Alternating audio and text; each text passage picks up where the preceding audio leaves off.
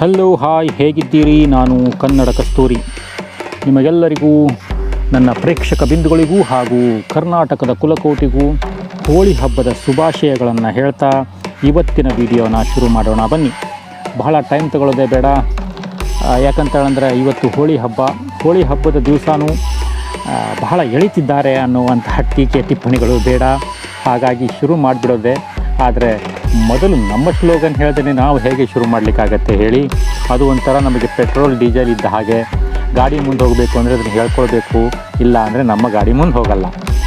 ಹೊಸದಾಗಿ ನನ್ನ ಈ ವಿಡಿಯೋದ ಜೊತೆಗೆ ನೀವೇನಾದರೂ ಜಾಯಿನ್ ಆಗಿದ್ದರೆ ನನ್ನ ಚಾನಲನ್ನು ಸಬ್ಸ್ಕ್ರೈಬ್ ಮಾಡಿಕೊಂಡು ಬೆಲ್ ಐಕನನ್ನು ಒತ್ತಿಕೊಳ್ಳಿ. ಇದೇ ರೀತಿಯ ವಿಡಿಯೋಗಳು ನನ್ನ ಚಾನಲಲ್ಲಿ ಬರ್ತಾ ಇರ್ತವೆ, ಅದರ ನೋಟಿಫಿಕೇಷನ್ ನಿಮಗೆ ಬರುತ್ತೆ ಅಂತ ಹೇಳ್ತಾ, ಆಲ್ರೆಡಿ ಎಲ್ಲರೂ ಕನೆಕ್ಟ್ ಆಗಿದ್ದವರಿಗೆ ನನ್ನ ವಿಡಿಯೋಗಳನ್ನು ಶೇರ್ ಮಾಡಿ, ಲೈಕ್ ಮಾಡಿ, ಸಬ್ಸ್ಕ್ರೈಬ್ ಮಾಡ್ಕೊಳ್ಳಿ ಅಂತ ಹೇಳ್ತಾ ಇದ್ದೇನೆ. ಬನ್ನಿ, ಹಾಗಾದರೆ ಇವತ್ತು ಈಗಿನ ವಿಡಿಯೋನ ಶುರು ಮಾಡೋಣ. ಹೋಳಿ ಹಬ್ಬಕ್ಕೂ ಒಂದು ಪುರಾಣದ ಕಥೆಗೂ ಲಿಂಕ್ ಇದೆ ಪ್ರೇಕ್ಷಕ ಬಿಂದುಗಳೇ. ಅದು ಏನು, ಹೇಗೆ, ಹೋಳಿ ಹಬ್ಬದಲ್ಲಿ ಹೋಳಿಯನ್ನು ಸುಡ್ತಾರೆ ಯಾಕೆ, ಮರುದಿನ ಬೆಳಗ್ಗೆ ಕಲ್ಲರನ್ನು ಹಚ್ಕೊಳ್ತಾರೆ ಏಕೆ ಅನ್ನೋದನ್ನು ಸ್ವಲ್ಪ ಹಿಂದೆ ಬದಿಗೆ, ಅಂದರೆ ಸ್ವಲ್ಪ ಹಿಂದಿನ ಪುರಾಣವನ್ನು ಹೇಳಿಕೊಂಡು ನಿಮಗೆ ತಿಳಿಸ್ಲಿಕ್ಕೆ ಬಂದಿದ್ದೇನೆ. ಬನ್ನಿ. ನಮಸ್ಕಾರ ಸ್ನೇಹಿತರೆ, ನೀವು ಕೇಳುತ್ತಿರೋದು ಹೋಳಿ ಹಬ್ಬದ ಅದ್ಭುತ ಪುರಾಣ ಕಥೆ. ನೀವು ಬಣ್ಣಗಳ ಹಬ್ಬವನ್ನು ಪ್ರೀತಿಸುತ್ತೀರಾ, ಆದರೆ ಈ ಹಬ್ಬದ ಹಿಂದೆ ತುಂಬ ಆಳವಾದ ಪೌರಾಣಿಕ ಕಥೆ ಇದೆ. ಅದು ಕೇವಲ ಬಣ್ಣಗಳ ಹಬ್ಬ ಅಲ್ಲ, ಇದು ಒಂದು ಭಕ್ತಿ, ಸತ್ಯ ಮತ್ತು ತ್ಯಾಗದ ಸಂಕೇತ. ಹೋಳಿ ಹಬ್ಬ ಪ್ರಹ್ಲಾದ, ಹಿರಣ್ಯಕಶಿಪು ಮತ್ತು ಹೋಲಿಕಾ ಎಂಬ 3 ಮಹತ್ವದ ಪಾತ್ರಗಳ ಸುತ್ತ ತಿರುಗುತ್ತದೆ. ಇದರಲ್ಲಿ ಏನಿದೆ ಎಂಬುದನ್ನು ನಾನಿವತ್ತು ನಿಮಗೆ ಕಥೆಯಲ್ಲಿ ತಿಳಿಸಿ ಹೇಳ್ತೀನಿ. ಬನ್ನಿ. ಅನೇಕ ಸಾವಿರ ವರ್ಷಗಳ ಹಿಂದೆ ಭೂಮಿಯಲ್ಲಿ ಒಬ್ಬ ಕ್ರೂರ ರಾಜನಿದ್ದನು. ಅವನ ಹೆಸರು ಹಿರಣ್ಯಕಶಿಪು. ಅವನು ತಾನು ಅಮರವಾಣಿ ಎಂದು ನಂಬಿದ್ದನು, ಅಂದರೆ ತಾನು ಸಾವೇ ಇಲ್ಲ ಅನ್ನುವಂತಹ ತಿಳುವಳಿಕೆಯಲ್ಲಿ ಜೀವನ ಮಾಡಿದಂಥವನು. ಈ ಹೆಸರಿನಲ್ಲಿ ನಮ್ಮ ಕರ್ನಾಟಕ ರತ್ನ, ಗಾನಗಂಧರ್ವ, ಡಾಕ್ಟರ್ ನಮ್ಮ ಅಣ್ಣ, ಕರ್ನಾಟಕದ ದೊಡ್ಡಣ್ಣ ಡಾಕ್ಟರ್ ರಾಜ್ಕುಮಾರ್ ಅವರು ಒಂದು ಚಲನಚಿತ್ರದಲ್ಲಿ ಕೆಲಸವನ್ನು ಮಾಡಿದ್ದಾರೆ. ಭಕ್ತ ಪ್ರಹ್ಲಾದ, ಅದರಲ್ಲಿ ನನ್ನ ದೇವರಾದಂತಹ ಪುನೀತ್ ರಾಜ್ಕುಮಾರ್ ಅವರು ಕೂಡ ಪ್ರಹ್ಲಾದನಾಗಿ ಆ್ಯಕ್ಟಿಂಗ್ ಮಾಡಿದ್ದಾರೆ, ಸೂಪರಾಗಿ ಮಾಡಿದ್ದಾರೆ. ಅಪ್ಪನನ್ನು ಮೀರಿಸುವ ಕಲ್ಪನೆ ಅಂತೇಳಂದರೆ ನನ್ನ ದೇವರದ್ದು, ಅದು ಅಪ್ಪು ಸರ್. ಆ ಚಲನಚಿತ್ರವನ್ನು ನೋಡಿ. ಹಾಗೆಯೇ ಇವತ್ತು ನನ್ನ ಅಪ್ಪು, ನನ್ನ ದೇವರು ಅವರ 50ನೇ ವರ್ಷದ ಬರ್ತ್ಡೇ.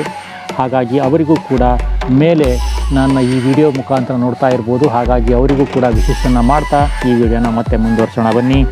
ಹ್ಯಾಪಿ ಬರ್ತ್ಡೇ ನನ್ನ ದೇವರೇ, ಮೇಲೆಲ್ಲ ಇದ್ದರೂ ನೀವು ಸುಖವಾಗಿರ್ರಿ ಅಂತ ಇಲ್ಲಿಂದನೇ ಆಸೆಯನ್ನು ಪಡ್ತೀನಿ. ಆಶೀರ್ವಾದ ಅಂದುಬಿಟ್ಟೆ, ಆಸೆಯನ್ನು ಪಡ್ತಾ ಇದ್ದೀನಿ. ನಿಮ್ಮ ಆಶೀರ್ವಾದ ನನಗೆ ಮೇಲಿನಿಂದ ಇರಬೇಕು, ಹಾಗೆ ನನಗೆ ಆಶೀರ್ವಾದವನ್ನು ನೀವು ಮಾಡಿ ಅಂತ ಹೇಳ್ತಾ ಬನ್ನಿ ಶುರು ಮಾಡೋಣ. ತಪಸ್ಸು ಮಾಡಿಯೇ ದೇವತೆಗಳಿಂದ ಒಂದು ಮಹಾವರವನ್ನು ಪಡೆದುಕೊಂಡಿರ್ತಾನೆ. ಅದರಿಂದ ಅವನು ಗಂಡಸರಿಂದನೂ ಅಲ್ಲ, ಹೆಣ್ಣಿಂದನೂ ಅಲ್ಲ, ದಿವಸದಲ್ಲೂ ಅಲ್ಲ, ರಾತ್ರಿ ಹೊತ್ತಿನಲ್ಲೂ ಅಲ್ಲ, ಭೂಮಿಯ ಮೇಲೂ ಅಲ್ಲ, ಆಕಾಶದಲ್ಲೂ ಅಲ್ಲ, ಯಾರಿಂದಲೂ ನಾನು ಸಾಯಲಾರ ಅನ್ನುವಂಥ ಒಂದು ವಿಶೇಷ ವರವನ್ನು ಪಡೆದಿರ್ತಾನೆ. ಈ ಅಹಂಕಾರದಿಂದ ಅವನು ತನ್ನನ್ನು ದೇವರಂತೆ ಪೂಜಿಸಲು ಆದೇಶಿಸುತ್ತಾನೆ. ಅಂದರೆ ಎಲ್ಲರನ್ನು ನನ್ನ ದೇವರು ಅಂತ ಪೂಜೆ ಮಾಡಿ ಅನ್ನುವಂತಹ ಒಂದು ಆಪ್ಷನನ್ನು ಇಡ್ತಾನೆ. ಆದರೆ ಅವರ ಮಗ ಪ್ರಹ್ಲಾದ ಈ ಮಾತನ್ನು ಒಪ್ಪೋದಿಲ್ಲ. ಪ್ರಹ್ಲಾದನಿಗೆ ವಿಷ್ಣುವಿನ ಮೇಲೆ ಅಪಾರ ಭಕ್ತಿ ಇತ್ತು. ಅವನು ದಿನವಿಡೀ ಓಂ ನಾರಾಯಣಾಯ ನಮಃ ಅಂತ ಜಪ ಮಾಡ್ತಾ ಇರ್ತಿದ್ದ. ಹಿರಣ್ಯಕಶಿಪು ತನ್ನ ಮಗನನ್ನು ಎಷ್ಟೇ ಎಚ್ಚರಿಸಿದರೂ ಪ್ರಹ್ಲಾದನ ಭಕ್ತಿ ತಗ್ಗಲಿಲ್ಲ. ಇದರಿಂದ ಕೋಪಗೊಂಡು ಅವನು ಪ್ರಹ್ಲಾದನನ್ನು ಕೊಲ್ಲಲು ಹಲವಾರು ಪ್ರಯತ್ನ ಮಾಡಿಸಿದನು. ಹಿರಣ್ಯಕಶಿಪು ಕೊನೆಗೂ ತನ್ನ ಸಹೋದರಿ ಹೋಲಿಕಾ ಸಹಾಯವನ್ನು ಕೇಳಿದನು. ಹೋಲಿಕಾಳಿಗೆ ಒಂದು ಮಾಂತ್ರಿಕ ಕಂಬಳಿ, ಅಂದರೆ ಒಂದು ಕವಚ ಇತ್ತು. ಅದು ಬೆಂಕಿಯಲ್ಲಿ ಸುಡದಂತೆ ಕಾಪಾಡುತ್ತಿತ್ತು. ಅವಳಿಗೆ ಒಂದು ಕೇಡು ನಡೆಯುವುದಿಲ್ಲವೆಂದು ದೋಚಿತ್ತು. ಹೋಲಿಕಾ ಪ್ರಹ್ಲಾದನನ್ನು ಮಡಿಲಲ್ಲಿಟ್ಟುಕೊಂಡು ಬೆಂಕಿಗೆ ಹಾರಿದಳು. ಆದರೆ ಏನಾಯಿತು? ಪ್ರಹ್ಲಾದನನ್ನು ವಿಷ್ಣು ರಕ್ಷಿಸಿದರು. ಆದರೆ ಹೋಲಿಕಾ ಬೆಂಕಿಯಲ್ಲಿ ಕರಗಿ ಹೋಯಿತು, ತೀರ್ಕೊಂಡ್ರು. ಇದರಿಂದ ಅಧರ್ಮ ಯಾವಾಗಲೂ ನಾಶವಾಗುತ್ತದೆ ಎಂಬ ಸತ್ಯ ಪ್ರಚಾರವಾಯಿತು. ಹಾಗಾಗಿ ಈ ದಿನದ ನೆನಪಿಗಾಗಿ ಹೋಲಿಕಾ ದಹನ ಆಚರಿಸಲಾಗುತ್ತದೆ. ಹೋಳಿ ಹಬ್ಬದ ಮೊದಲದ ರಾತ್ರಿ ಜನರು ಅಗ್ನಿಗೆ ಹೋಲಿಕೆಯನ್ನು ಸಮರ್ಪಿಸುತ್ತಾರೆ. ನಂತರ ದಿನ ಎಲ್ಲರೂ ಬಣ್ಣ ಹಚ್ಚಿಕೊಳ್ತಾರೆ. ಪ್ರೀತಿ, ಸಂತೋಷ ಮತ್ತು ಬಾಂಧವ್ಯದಿಂದ ಬಣ್ಣವನ್ನು ಹಚ್ಚಿ ಓಕುಳಿಯನ್ನು ಆಟವಾಡಿ ಒಂದು ದಿನ ನೆಮ್ಮದಿಯ ಆಟವನ್ನಾಡಿ ವಿಜೃಂಭಿಸುತ್ತಾರೆ. ನೋಡಿ ಸ್ನೇಹಿತರೆ, ಈ ಹಬ್ಬ ಕೇವಲ ಬಣ್ಣಗಳ ಹಬ್ಬವಲ್ಲ, ಇದು ನಮ್ಮ ಬದುಕಿನಲ್ಲಿಯೂ ಒಂದು ಪಾಠ. ನಾವು ಸತ್ಯ, ಧರ್ಮ ಮತ್ತು ಭಕ್ತಿಯ ಮಾರ್ಗವನ್ನು ಅನುಸರಿಸಿದರೆ ದೇವರು ನಮ್ಮನ್ನು ಯಾವಾಗಲೂ ಕಾಪಾಡುತ್ತಾರೆ ಅನ್ನುವ ಒಂದು ವಿಶೇಷ ಟಿಪ್ಪಣಿಯ ಜೊತೆಗೆ ಹೋಳಿ ಹಬ್ಬದ ಸಂಭ್ರಮವನ್ನು ಮನಸಾರೆ ಆನಂದಿಸಿ. ನೀವು ಈ ವಿಡಿಯೋವನ್ನು ಇಷ್ಟಪಟ್ಟರೆ ಲೈಕ್ ಮಾಡಿ, ಶೇರ್ ಮಾಡಿ ಮತ್ತು ನಮ್ಮ ಚಾನಲನ್ನು ಸಬ್ಸ್ಕ್ರೈಬ್ ಮಾಡಿ.